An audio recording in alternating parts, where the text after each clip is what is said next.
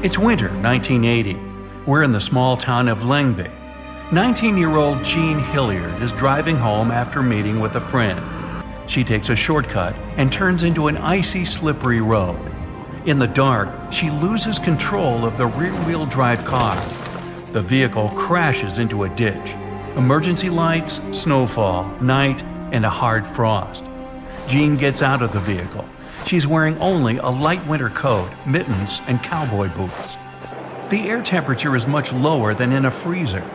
Jean is sure that her friend lives nearby, so she goes that way. She climbs a high hill and realizes she's taken the wrong route. It seems she's gotten lost. The girl wanders a couple more miles and notices her other friend's house in the distance. Freezing, she walks there. Then everything turns black. Jean loses consciousness.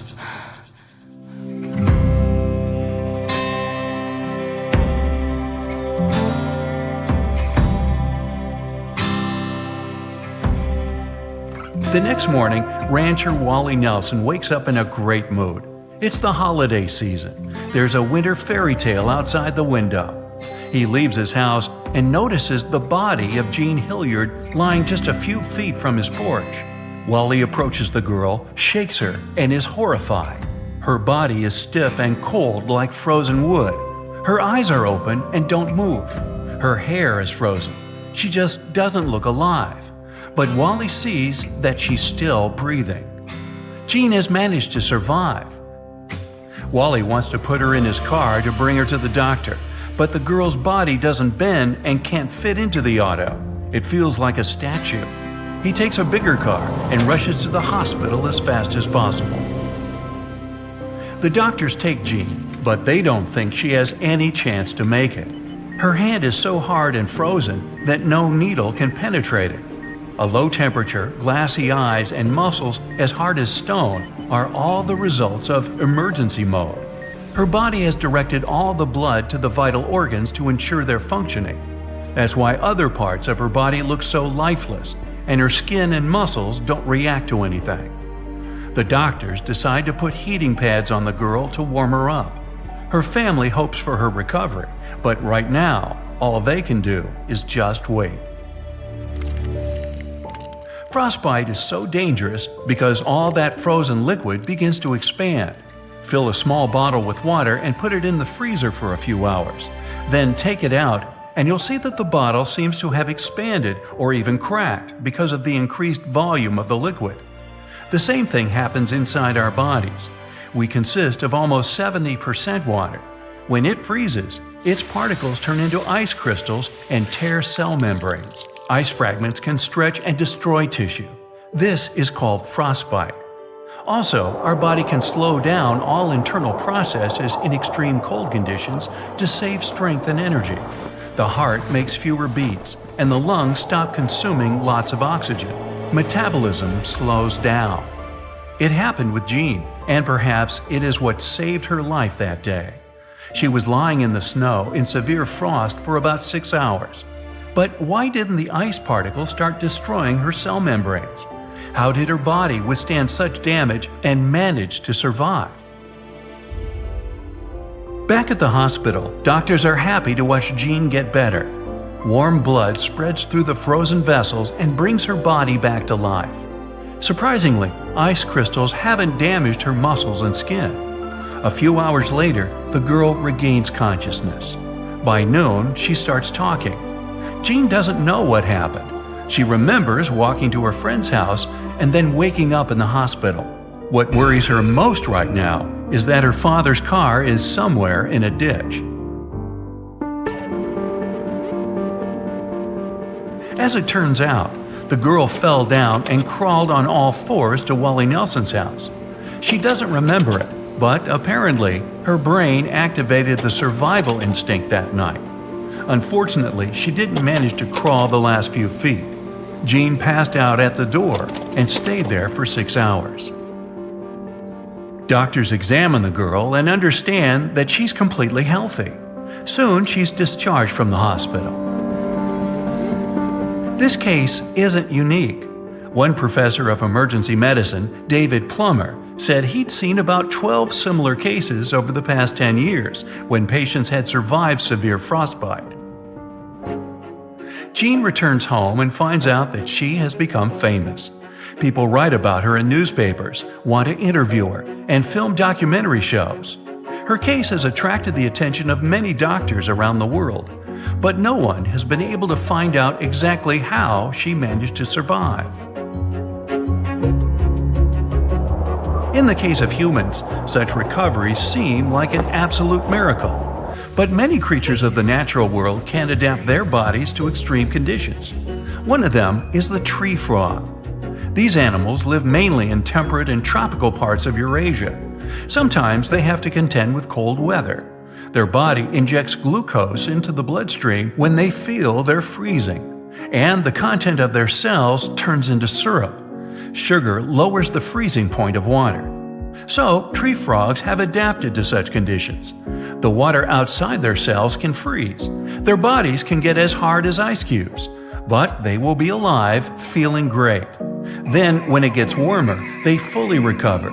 The blood fills their body and puts all their muscles in motion. But one of the most amazing animals that can withstand freezing temperatures is the ghoulish icefish. It's transparent and somewhat like a jellyfish. It swims in the dark, cold Antarctic waters. The ghoulish icefish feels comfortable there because of the antifreeze in its body.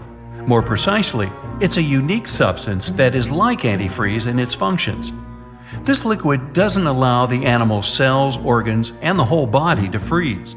There are no red blood cells in the fish's blood that transport oxygen throughout its body. This is the only vertebrate with such a superpower. There are organisms on our planet that use the cold to prolong their life. Scientists have found some of them in the ice of Siberia. Those are microscopic, multi-celled creatures, like small worms, that can live in a freezer for about 10 years. But the worms from Siberia were about 24,000 years old. The scientists transported them to the laboratory and thawed them. The worms came to life and began to multiply immediately after all those centuries of sleep. Their bodies can go into cryptobiosis. This is when an entire frozen organism has minimal vital functions. The analysis showed that the worms could stay in this mode for tens of thousands of years. And there are many such animals on our planet. Also, these creatures are some of the world's most resistant to radiation. They are practically invulnerable. Now back to our story. It's possible that Jean Hilliard's body went into short cryptobiosis. Perhaps there was some non-freezing liquid in the girl's blood, but no one knows for sure. These days, she has an ordinary job and almost doesn't remember that day. Further research on this topic can help scientists create special medicines that can help in freezing temperatures. Just imagine that you could safely go outside in the winter wearing a t-shirt and a pair of shorts. Steam would be coming off your body, and the ice under your feet would be melting. You'd feel hot inside. A dream, perhaps. But realistically, winter coat manufacturers would, of course, never allow it. Hey, want to hear something shocking? In an ordinary house outlet that we use to charge the phone, the voltage is 110 volts. A high-voltage power line that provides electricity to dozens of buildings has a voltage of 100,000 volts. The energy of one lightning strike is more than 10 million volts. Woo! And the temperature of lightning is almost twice the temperature on the sun's surface. And this incredible charge is flying at a speed of just 2.5 times slower than the speed of light. Now imagine what happens to a person when lightning strikes them. Well, let me tell you, the discharge passes through the body in 1/100th of a second. Lightning can stop our hearts and disrupt the work of our entire nervous system. You may not even realize what has happened at first. Perhaps you will lose consciousness and your body will be in a state of shock. Every day, there are several million lightning strikes in the world. Fortunately, you have little chance of getting hit by one. The odds that lightning will strike you is about 15,300 to 1. About 20,000 people are struck by lightning every year. the chances that lightning will strike you twice are even smaller. And what are the odds that you'll be struck by lightning 7 times throughout your life? It seems impossible, but one person experienced it for himself. His name was Roy Sullivan. He was born in 1912 in Greene County, Virginia, in a big family with 7 children. Roy was an ordinary guy and was no different from his brothers and sisters. But for some reason, the natural element chose him. In 1936, he began working as a ranger at Shenandoah National Park. There, lightning struck him 7 times over 35 years. So, the first accident happened in April 1942. On that day, a strong thunderstorm began. Roy took refuge in a new fire tower where builders hadn't installed a lightning rod. Lightning struck the building several times. A massive fire started inside and Roy ran out. As soon as he was a few feet away from the shelter, lightning hit his toe and burned a hole in his shoe. The next time occurred 27 years later, in July 1969. Roy was working in the national park. He was driving a truck through hilly terrain when a storm started. Lightning struck him through the open car window. The charge burned his eyebrows and eyelashes and slightly touched his hair. Roy lost consciousness and the car continued to move. It stopped at the very edge of a cliff. 15 minutes later, Roy came to his senses. A year later, in July 1970, the third time occurred. The weather was fine, but in a matter of minutes, clouds became thicker and a thunderstorm began. Lightning struck a transformer near Roy. The man ran away as fast as possible, but nature got him again. Lightning hit his shoulder. 2 years later, in 1972, lightning struck Roy for the 4th time while he was working at the National Park Station. The charge set his hair on fire, and the man ran to the bathroom and used a wet towel to put out the flames on his burning head. From that moment, Roy began to suspect that some invisible evil force had been pursuing him. He started to carry a bottle of water with him to put out the fire in case of another hit. The 5th strike happened in the national park again. It occurred in 1973. Roy tripped over a rock and fell. At that moment, he noticed thunderclouds in the sky. Frightened, he ran to his truck, got inside, and stepped on the gas. Roy drove as far from that spot as possible. Then he stopped and got out of the car to see where the storm was. And at that moment, lightning struck again. It went through his left arm and left leg and set his shoe on fire. Roy quickly climbed back into the truck and extinguished the fire using his water bottle. In 1976, the 6th case occurred. Roy was walking along a trail in the park, just 1 mile away from the place where lightning struck him the last time. And then storm clouds appeared again. Lightning flashed and stung Roy in the palm. After the 6th strike, he began to suspect something was wrong with the park. After 40 years of working, Roy finally decided to quit. Finally. He hoped the lightning would stop chasing him, but he was wrong. By that time, the man had already become a celebrity, but such fame didn't let him enjoy life. People were afraid to be near him because they believed the lightning could hit them at any moment. Journalists gave Roy Sullivan the nicknames Spark Ranger and Human Lightning Conductor. Of course, the man disliked all of this and felt very lonely. But besides this problem, he also suffered from constant fears and the feeling of persecution. All the time, he was waiting for the lightning to strike again at any moment. Fortunately, he was married. His wife supported him and helped him in everything. After quitting his job, Roy decided to move with his wife to the small town of Dooms, Virginia. Wow, Dooms. Talk about foreshadowing. It was only a year without accidents. Then, on June 25, 1977, lightning struck Roy again. He went fishing at the local pond early in the morning. The catch was good, but the sky was overcast. Roy immediately felt there would be a strike. There was a smell of sulfur in the air, and the hairs on his arms stood on end. His whole body tensed. Lightning struck Roy in the head, passing through his chest and stomach. The man ran to his car to take cover. At that moment, a hungry bear came out of the forest. He approached Roy's bucket of fish to pick up all the trout the man had caught. Roy ran out of the vehicle with his hair on his head smoldering to chase the animal away.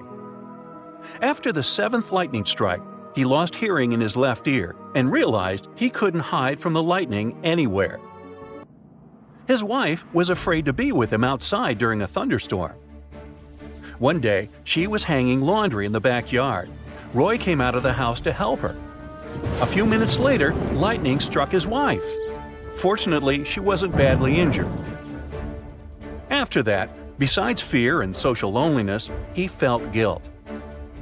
Of course, many doctors and scientists tried to help Roy, but no one managed to find the reason for this strange phenomenon. According to science, each time it was just a coincidence. Mathematics and physics were powerless here. With such answers from scientists, Roy believed that invisible forces were pursuing him or that fate was punishing him for something. Perhaps the answer lies in the man's past. The National Park Service and doctors documented all 7 times when he was struck by lightning. But there was another 8th time, which couldn't be confirmed. According to Roy, lightning struck him in his youth when he was helping his father mow wheat. The discharge hit the scythe blade. No one but the boy saw it. Perhaps at that moment, the lightning changed something in his body and made him more attractive for the next hits.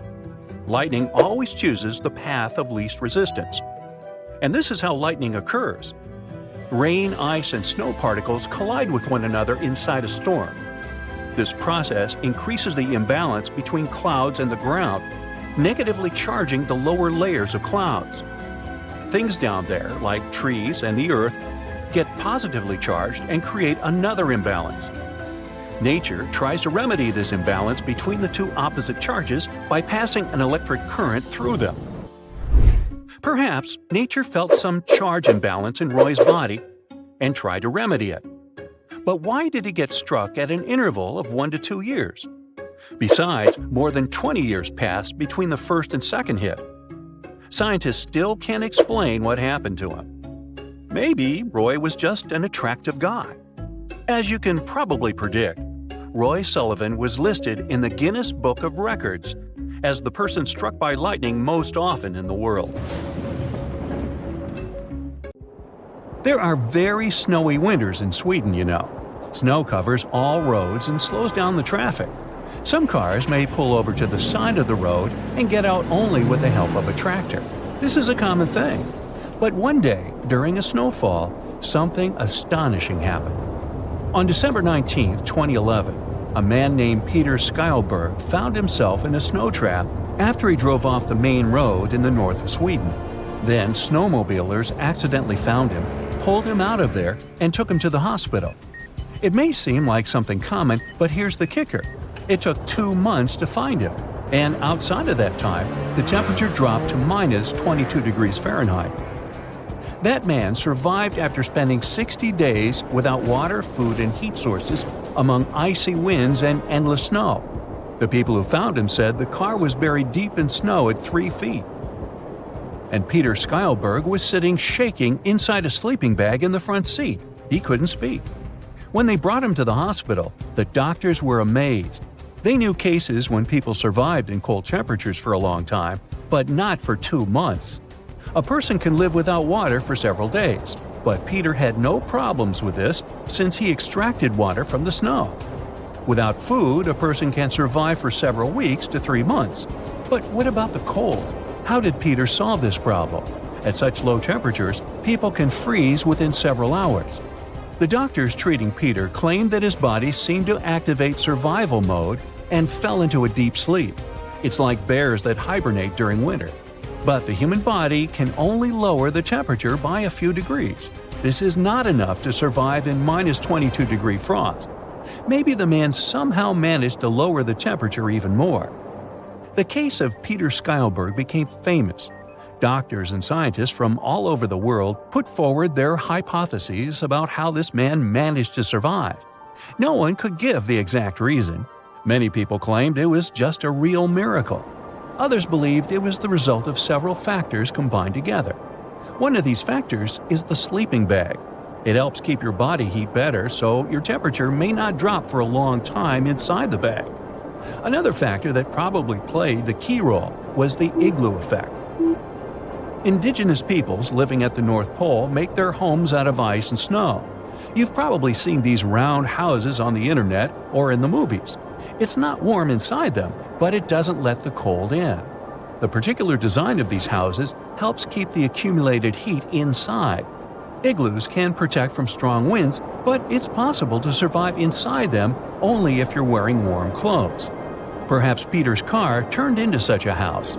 Snow clung to it from all sides and blocked the heat inside. Many people wondered why he hadn't tried to get out and find help. But seems like Peter did the right thing.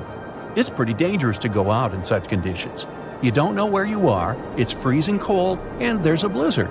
Let's say you get out of the car and try to get to the nearest road. You fail and come back. But you can't find your car because the snow has covered it. Now your situation is even worse. The only option is to start digging snow and make an igloo. If you have warm clothes, an igloo will help you to keep warm and gain some time. But the right solution is to stay inside the car and wait for the rescuers, especially if you don't know where you are. If you don't have communication or signal lights, then try to make a fire. Smoke can attract the attention of people passing on the nearest road. Peter Skyberg spent some time in the hospital, regained strength, and was cured. Now, it's much safer to be in a closed cold room or an igloo during the cold. However, if you're stuck in a severe frost without warm clothes, you have about 30 minutes to 2 hours, maybe even less if you don't move. But in 1980, a miracle happened that shocked people and doctors all over the U.S. 19-year-old Jean Hilliard was driving home at night to the small town of Lengby. She lost control and ended up in a ditch. The girl decided to walk to her friend. She then saw her friend's house, but she didn't get there. She got too weak and fainted. Suddenly, Jean fell and lost consciousness near her friend's house. Jean Hilliard was wearing a light winter coat, cowboy boots, and pants, so she wasn't quite prepared for harsh winter conditions. There was a strong blizzard and snowfall outside, so no one noticed her. The friend Jean wanted to visit only saw the frozen girl near his porch in the morning. Jean Hilliard had been lying there for 6 hours. Her body was hard and cold, as if it were made of rubber. Her eyes looked as if they were made of glass. The man who noticed the girl was sure she wasn't alive. But then, he saw bubbles of moisture from her nose. The girl was breathing. He got the girl to the hospital. Her body wouldn't bend, so putting the girl in the car was problematic.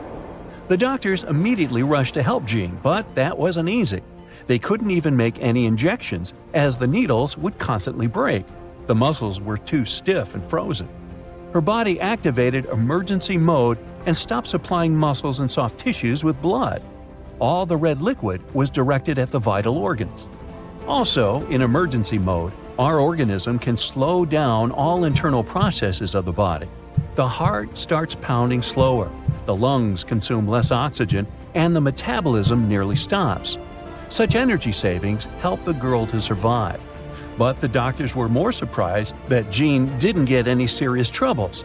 She got frostbite, but the ice crystals didn't destroy her skin and soft tissues. Doctors decided to warm the girl with a bunch of heating pads. Then they finally managed to inject medications. A few hours later, she regained consciousness. The test showed that Jean was in perfect health. Meanwhile, you can get into a severe trap not only in nature and bad weather. You can get stuck in an elevator in a building full of people in Manhattan, and no one will know about it. This happened in 1999 with Nicholas White. The 34-year-old manager was working late in the office and decided to take a break. After getting some fresh air outside, Nicholas called the elevator to go back to the 43rd floor.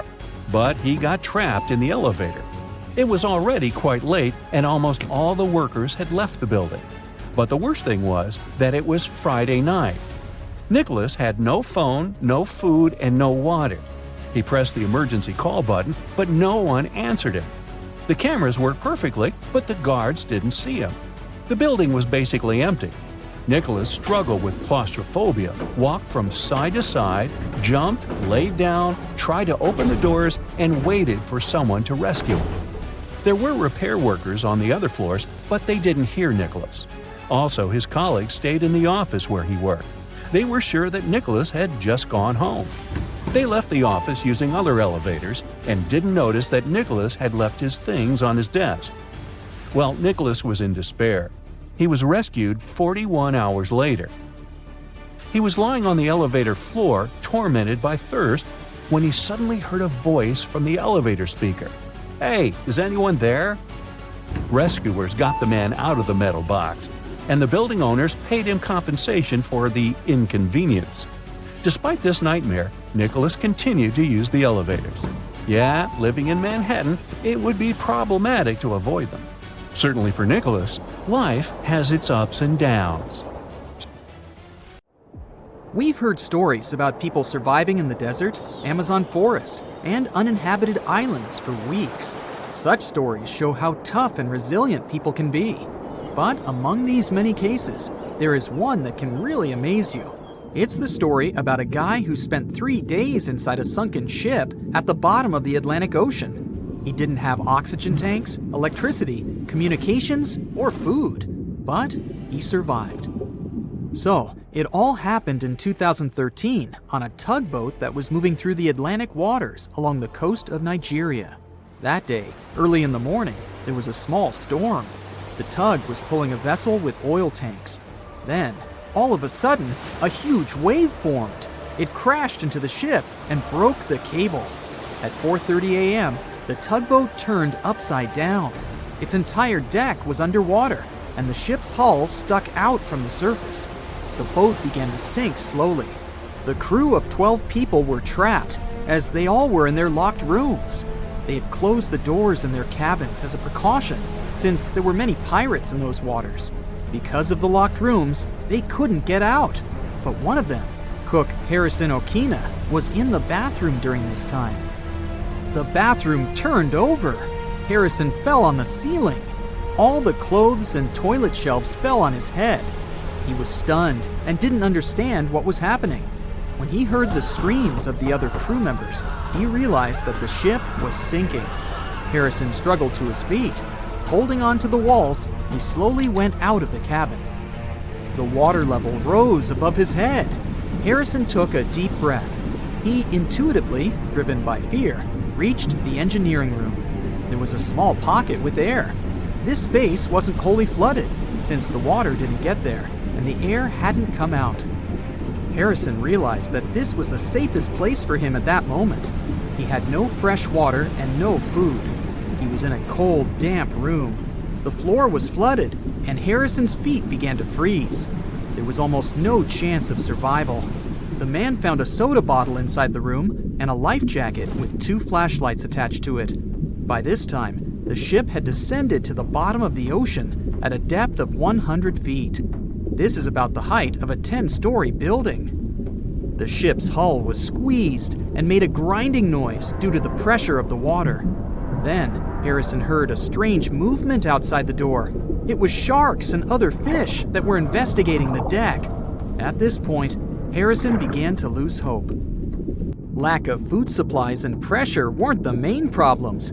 The air pocket was small, which meant there was little oxygen. Every 24 hours, an average person consumes about 350 cubic feet of air, which means Harrison had less than 1 day left to breathe. But despite this, he lived in such conditions for about 60 hours. This happened thanks to the water. The pressure around the ship was so intense that it compressed the air by about 4 times. Another problem was the cook's breathing. When we inhale, we absorb oxygen. When we exhale, we release carbon dioxide. This substance is dangerous to your health if its concentration in the air is 5%. Harrison slowly filled the room with carbon dioxide, and he couldn't get out. With each hour, it became harder to breathe. But here again, he was lucky. Water absorbs carbon dioxide, and Harrison moved and splashed it in different directions. Thus, unknowingly, he increased the water area and kept the carbon dioxide level below critical. But even here, his dangers were not over. Hypothermia may occur in a dark, cold room. It's a condition when your body temperature drops below 95 degrees Fahrenheit. You get cold, and your perception of the world gets distorted. You don't understand where you are and what's going on. You may lose your memory and even experience terminal burrowing. This weird behavior occurs during hypothermia when a person tries to find a small shelter, even if they're in a closed room. They can even start digging the cold floor with their bare hands. At the same time, a person quickly freezes and loses consciousness within 2 hours. Harrison's room was filled from below with icy water. He wouldn't have survived in such conditions if he had stayed on the floor for several hours. But he managed to build a small platform with a mattress. This kept him slightly above the water level. With each passing hour, fear and despair more and more bound the survivor's mind. He couldn't get out for many reasons. One of them was that only a little sunlight passes to such a depth, and Harrison couldn't see it. The soda bottle was almost empty, and the flashlight stopped working.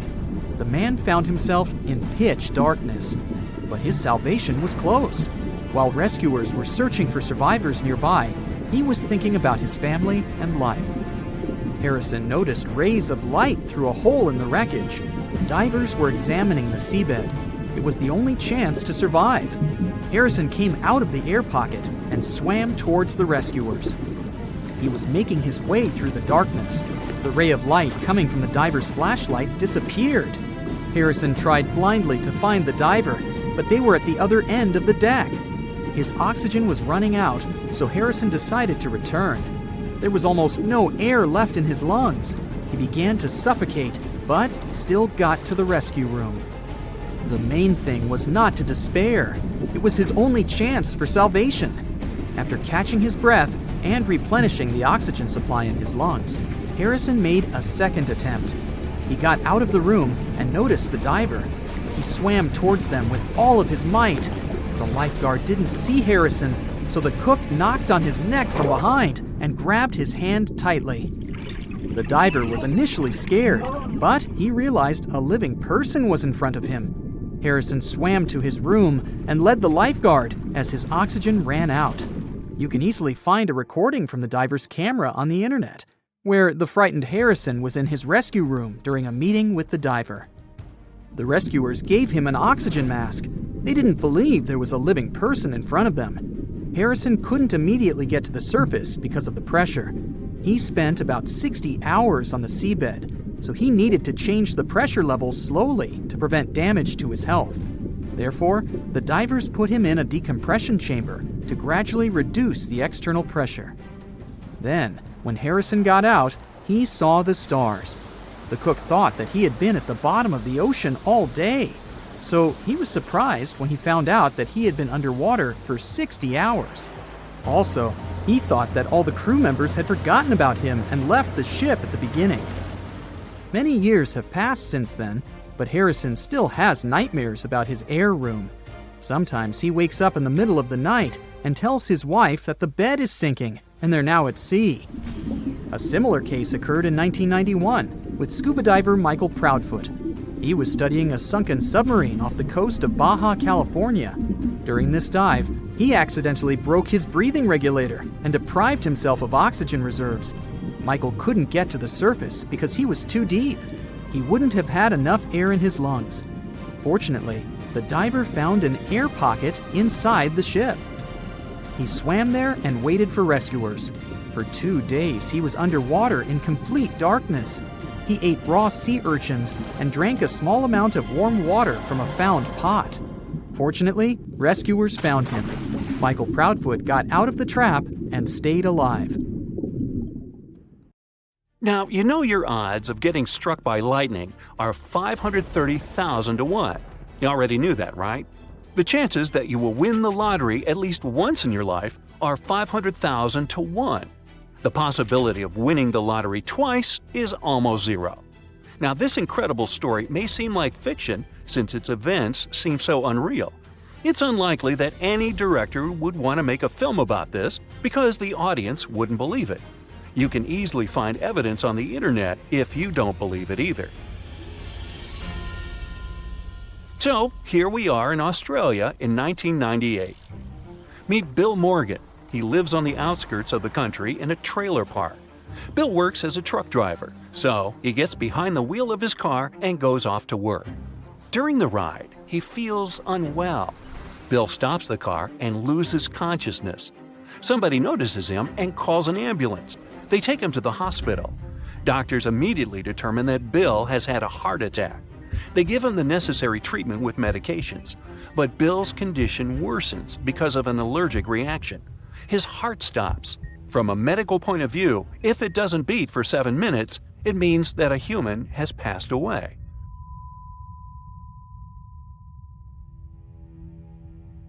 Bill's heart hasn't been working for about 14 minutes. It seems there's no chance, but doctors continue to fight for his life. And then a miracle happens. Bill comes to life. The heart is beating again, but the patient's brain doesn't show signs of life. Bill is in a deep coma. A few days have passed. Doctors understand that Bill has a risk of remaining in a vegetative state for the rest of his life. Even if he regains consciousness, his brain will still be damaged. 12 days have passed. The doctors offer Bill's family to disconnect him from the life support machine, but they refuse to do it. At this challenging moment, the family meets a specialist from another hospital. He tells them about some experimental treatments that might help. They have no guarantees that Bill will survive, but at least they can try. The family agrees and transports Bill to another hospital. After being treated with the new medication, Bill spends another 15 days in a coma. Then, one day, he comes to his senses and goes on the mend. What happened to him is what doctors call a medical miracle, but real wonders are waiting for him ahead. He returned to his trailer park on Melbourne's outskirts and continued living there with his girlfriend Linda. 12 months have passed. Bill works as a driver again. He proposed to his girlfriend and is preparing for the wedding. He gets into the truck and goes to the city on business. On the way, he stops by a store and buys a lottery ticket. He scrapes off the protective layer and realizes he's just won a Toyota Corolla, which costs about 30,000 Australian dollars. Wow! Bill can't believe his eyes. Considering Bill had health problems after a heart attack and couldn't work much, the new car was a great gift. A few days later, a local TV channel contacts him. Producers want to make a report about Bill. They were amazed not because Bill got a lucky lottery ticket, but because he came out of a coma before that. And so, reporters come to him, take a short interview, and then go with him to the city in the new car. The director wants Bill to buy a lottery ticket and erase it on camera so that later, during the editing of these shots, the announcer tells Bill's story. So, Bill buys the ticket, goes to the table, wipes the protective layer with a coin. His eyes widen. He takes the ticket and reads it several times. "I just won $250,000, he says, and doesn't believe it. The cameraman thinks Bill is joking, but he looks pretty serious. "This is not a joke," he says. He shows the ticket. Yes, it's true. Bill won the lottery for the second time and did it in front of the cameras. You can easily find the video on the internet and see his reaction to the event. Bill calls his girlfriend and tells her the good news. With this money, he finally moves out of the trailer and buys a real house. Life is getting better. Bill has his real estate, a car, and a beautiful wife. He regularly buys lottery tickets, but wins nothing. At least, that's what he says.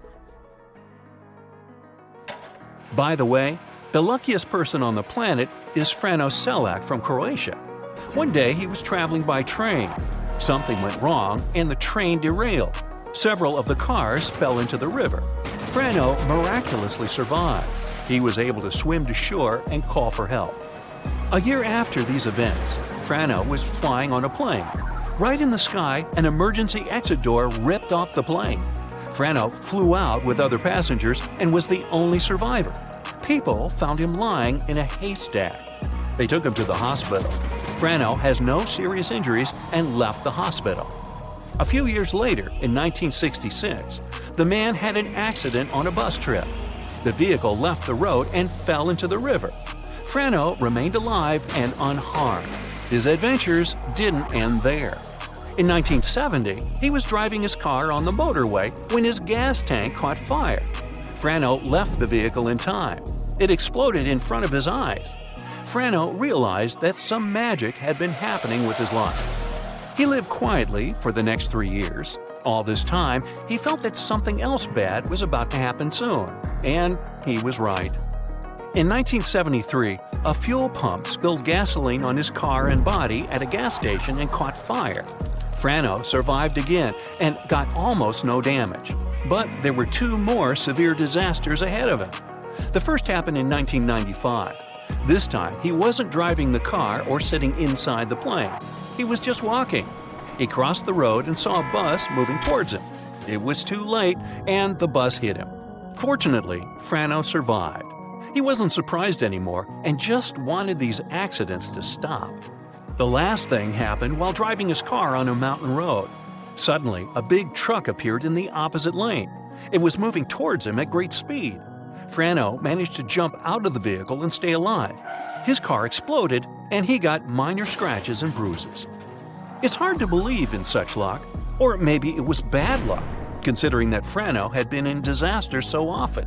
In any case, many people decided to verify the authenticity of these stories. It turned out that nobody could confirm plane and train crashes. There were no reports of these incidents.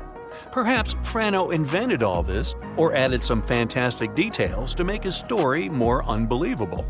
We'll never know the truth, but one thing about this man you can know for sure. After all these trials, Frano got really lucky. He won almost $500,000 in the lottery. He bought a luxury house but then sold it. After all the disasters that he has experienced, he realized that money wasn't the main thing. He married 5 times in his life. And so, after selling the house, he returned to a modest home to spend the rest of his life with his beloved 5th wife. All the remaining money, Frano spent on a complicated hip operation and charity. Wow, imagine if Frano had been an Uber driver. Would you get in the car with him? It's a snowy winter night. You're inside your cozy house and watching a historical movie that takes place during the Middle Ages. As you take another sip of your hot chocolate, you can't help but wonder how the people survived the winter back then. At that exact moment, your TV screen suddenly turns into a portal and pulls you inside. Whoa! You open your eyes to find yourself within the world of the movie you were just watching. A man approaches you and says, "Welcome to my medieval village. I am Bartholomew, and I called you here to give you an answer to your question. First of all, let me tell you that conditions became extremely harsh when the cold arrives, and not just for the northern countries. Mainland Europe takes its share of the brutal weather too. So winter is kind of a slowing down time for all of us. You see, we usually associate winter with old age and poverty because of all the changes that occur in nature during this time. For example, we can't really grow any crops when snow covers all our land. And by the early 14th century, things started to get even worse because we started seeing the first signs of what you may know as the Little Ice Age. Cold temperatures peaked. Weather anomalies and extreme events such as sudden floods or hailstorms started to occur, which added to our agony. Take the winter of 1359, for instance. Across central Italy, the snow rose to extraordinary heights. People had to throw the snow into the streets to lighten up their roofs. And because of that, some towns were completely blocked. Their inhabitants were trapped in their homes for several days. Another example of this is the winter of 1389. The snowfall was so great in the Luzerne region of France that many people's farmsteads and houses were destroyed. Bartholomew notices that you start shivering. Ah, you were not prepared for this journey back to medieval winters, I see. Let's walk to my home and find you some warmer clothes. As you can see, I'm already wearing a cloak, a scarf, and mittens, which are all made out of wool. I also have boots that are made out of leather from a deer. Still, all these are not really enough to stay warm when one is outside. That's why we usually layer other clothes underneath them all, to keep the warmth trapped. By the way, the wool can get heavy and itchy sometimes. So beneath our woolen outer clothing, we wear linen undergarments too. The linen acts as a barrier between the wool and the skin, therefore making things a bit more comfortable for us. It is also easier to wash linen clothes, and they dry way faster than woolen ones. The wealthier ones can line their winter clothing with fur, and us regular peasants sometimes use rabbit and lamb for the same purpose. It's not as glamorous, but still effective. We can also hunt some wild animals and birds with the permission of the Lord. Yet again, the sumptuary laws, in other words, consumption laws, are very clear on who can wear what according to their social standing. Take the 1363 English sumptuary law, for example. It states that the wives and daughters of craftspeople and land-owning peasants were only allowed to wear lamb, rabbit, cat, and fox furs. You notice a weird-looking hinged metal sphere in Bartholomew's pocket, and ask him what that is. Ah, it's a hand warmer, he says, as he gives it to you. If we are going to be outdoors for a long time, we bring one of these with us. Otherwise, one's fingers can get numb, you know. Now take a closer look at it, and you'll see that it has tiny holes on its surface. This helps the heat to escape, so that we can warm our hands without burning them once we fill it with hot coal. That's kinda heavy, you say, and think about how lucky you are to be living in modern times. With just one click from the comfort of your home, you can order Hot Hands instant hand warmers from Amazon, and no coal is necessary. You can even put those inside your shoes to warm your toes, since they're pocket-sized, unlike this metal orb. You and Bartholomew arrive at his house.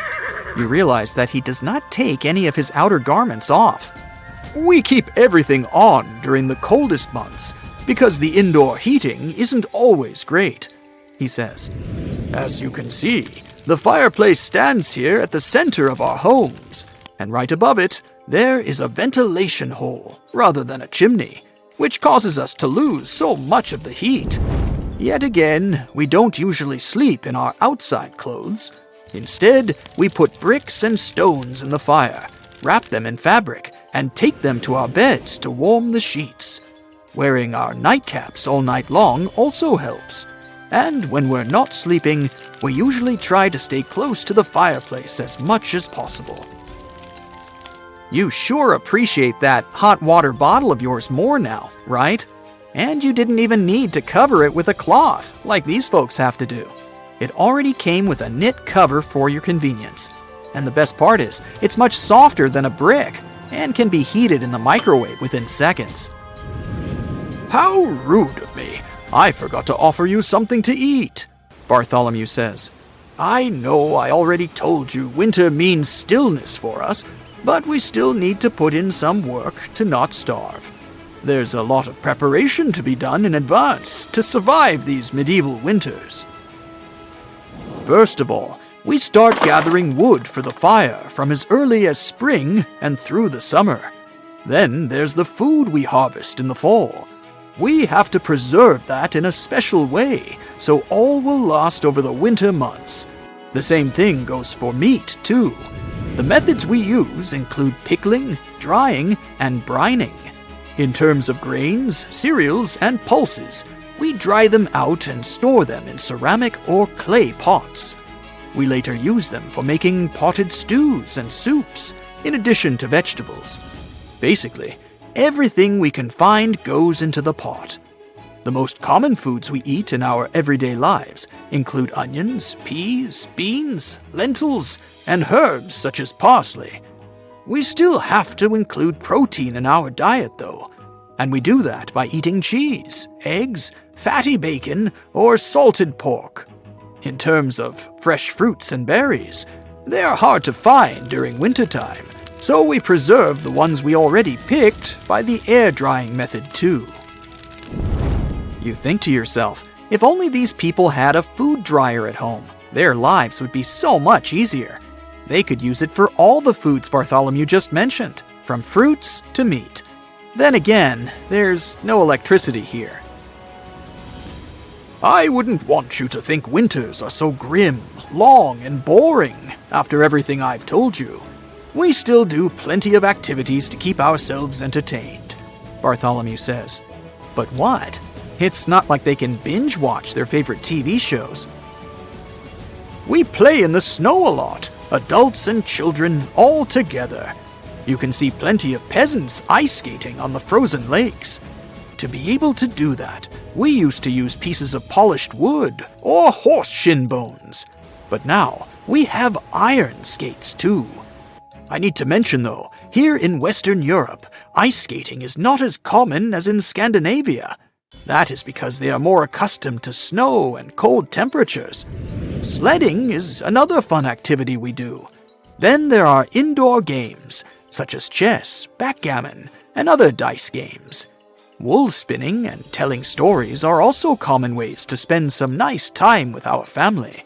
Not surprisingly, nobles have more opportunities in the entertainment area too. For example, boar hunting is very common amongst the elite. At that moment, a portal appears at the door. Bartholomew says, "Guess it's time for you to head back, traveler. Fare thee well." The air is bone dry and the wind is out of control. You feel like you're standing in front of a fireplace, but you're not. You're standing in your backyard about to grill up a feast when you suddenly see the trees shaking uncontrollably. Leaves are falling like confetti. The wind just blew your last piece of laundry into the great unknown.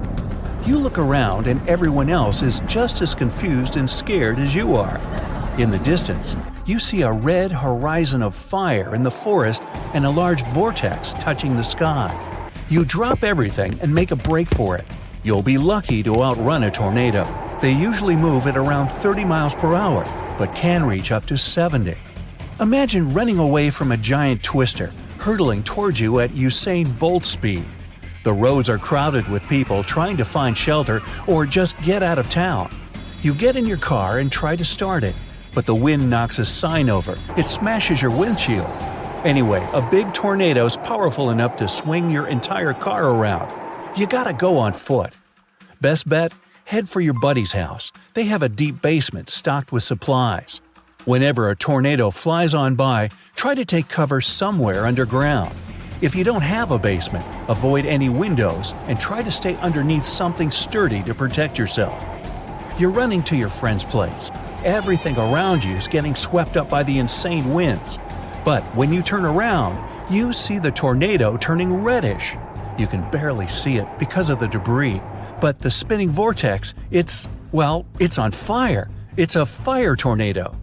These spinning flame winds can reach 140 miles per hour and can be between 15 to 150 feet tall and as much as 500 feet wide. These monsters occur when tons of smoke get whirled around, so the thunderstorm starts to act like a tornado. By the way, many fire tornadoes can even occur in a bonfire and are called fire whirls.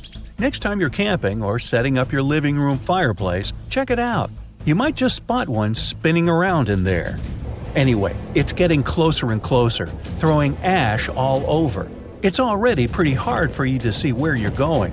You use your hands to wave off some of the smoke and ash flying around your face, but it's useless.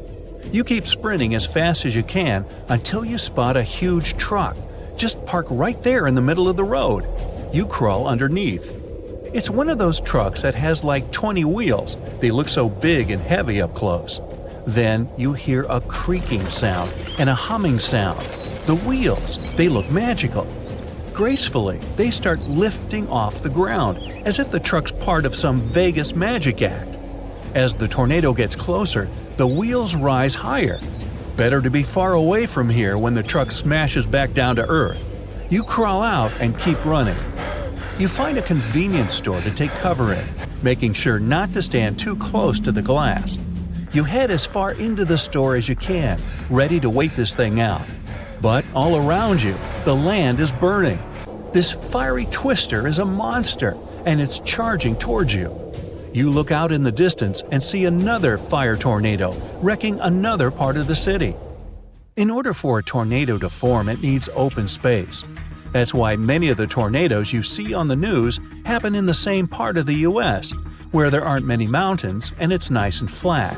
But of course, they can happen anywhere. It's not normal to see tornadoes in the bustling downtowns of America's biggest cities. They need a lot of open space for the rotating vortex to happen. But today is not a normal day. A tornado forms in a supercell thunderstorm. That's when you have two different air temperatures going at it. The vortex you see in tornadoes forms when warm air and moisture come in from above. Below, it's a mess. The end result, the huge spiral funnel cloud we see in every tornado movie. Meteorologists can predict tornadoes somewhat by monitoring the amount of moisture in the air. Every second counts, so keep the TV on next time there's a storm brewing near you. But this doesn't really apply for a fire tornado. The winds are getting stronger and you're feeling the heat even inside the store. Outside, spiraling flamethrowers are torching everything in their path. It may be too late to find an underground shelter. You improvise a way to help protect yourself by hiding underneath the cash register. And now, you can't see anything. There's ash everywhere and the windows are all smashed, thanks tornado. Ash is one of the most dangerous parts of a fire tornado, unless you're not really into breathing or seeing. Your best bet would be to stay as low as you can to the ground. Since smoke rises, there might still be just enough oxygen down there. Crawling your way along will prevent you from getting struck by any flying objects or debris. The fires are now spreading, and there's a lot more smoke. The trees outside have caught fire, and there are glowing embers as far as the eye can see. These embers can travel more than a mile and can start fires on their own. Now that it's really going crazy, stuff in the store starts flying about, like the smoke wasn't bad enough. You feel like you're inside a snack-filled erupting volcano. It's only a matter of time before the table you're hiding under will get pulled up into the air. The sound inside the store is intense, like sitting next to a jet engine. You can't tell if you're sweating from the heat or from adrenaline. But suddenly, you see someone at the other end of the store waving at you, trying to tell you something. They have an underground storage room. You're saved. But getting there is going to be a real problem. You see, the table screw's getting loose, getting ready to fly into the air. You find a bottle of water next to you and rip a piece of cloth from your shirt. By using a wet cloth, you're able to filter out some of the nasty stuff in the air to help you keep breathing. So, you crawl your way out from underneath the table and make your way to the underground storage room. But the ground is covered with broken glass, and there are cans and stuff everywhere. Even the cans are starting to heat up. You crawl like a sloth, trying to avoid anything pointy.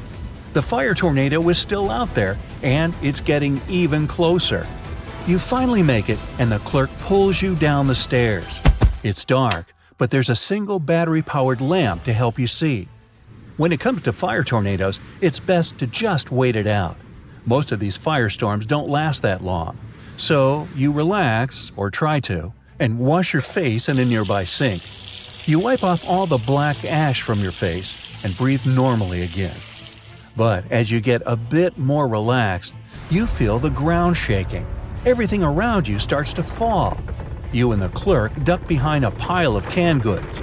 Then the tornado takes it up a notch. The store above you gets lifted up off the ground. The only things left, steel and concrete foundations and a couple of random columns. The steel door that's separating you from the outside is barely holding it together. You can see the screws getting loose. You can actually see fire enter the storage room. Everything in the room gets toppled over in an instant. The wind is even louder than before. But then, it's over. Those few minutes felt like hours. You and the clerk climb out and see, well, not much to be honest. The convenience store looks like it got ripped off like a Band-Aid, and all around you, a town you can't even recognize anymore. The big problem with these fire tornadoes is the fires they leave behind. They can ruin towns, forests, farms, and lives.